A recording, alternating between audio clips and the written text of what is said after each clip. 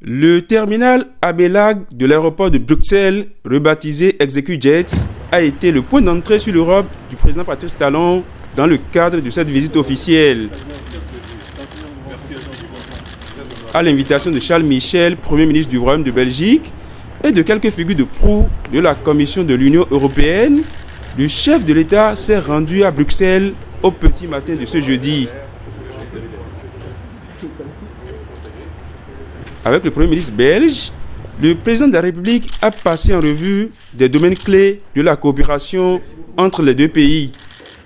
Nous avons eu l'occasion ce matin de mener un entretien bilatéral qui a été, je pense, extrêmement chaleureux, extrêmement constructif également. Et nous menons une coopération dans différents domaines, sur le plan de la coopération au développement, avec un programme de coopération au développement pluriannuel qui sera négocié dans les prochains mois et pour lequel nous avons tous deux exprimé le souhait de le rendre effectif. Nous avons aussi convenu de tenter de mobiliser des moyens sur des secteurs qui seront identifiés par la partie béninoise. Nous pensons par exemple au secteur de la santé, qui est un secteur extrêmement important. Nous avons aussi partagé sur les questions de gouvernance, des efforts pour garantir la stabilité et la sécurité juridique pour les investisseurs. Et puis surtout, nous nous retrouvons sur cette conviction que réussir une stratégie de développement, améliorer les conditions de vie de la population, ça passe bien sûr par des investissements pour les infrastructures, ça passe aussi par des investissements menés par le secteur privé.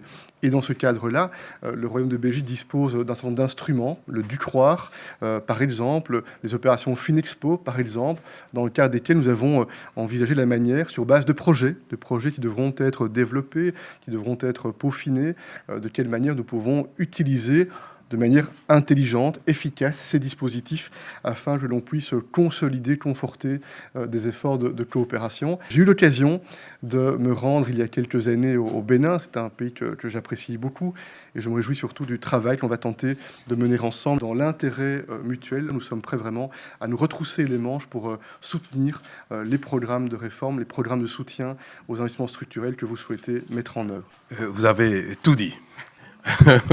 Vous ne me laissez aucune chance pour compléter ce que vous avez dit qui résume parfaitement le contenu de nos échanges. Le Bénin, mon pays, a toujours bénéficié d'une assistance soutenue de la part des autorités belges. Ce séjour ici, bref, est pour moi l'occasion de vous exprimer cette reconnaissance et exprimer la manière dont nous souhaiterions que la coopération prenne un nouvel élan. L'aide au développement public est très bien, c'est utile. Mais elle n'est pas suffisante pour créer les conditions de développement dans nos pays. Donc, l'investissement privé doit pouvoir compléter l'action publique. Là-dessus, Monsieur le Premier ministre, je suis heureux des conclusions auxquelles nous avons abouti.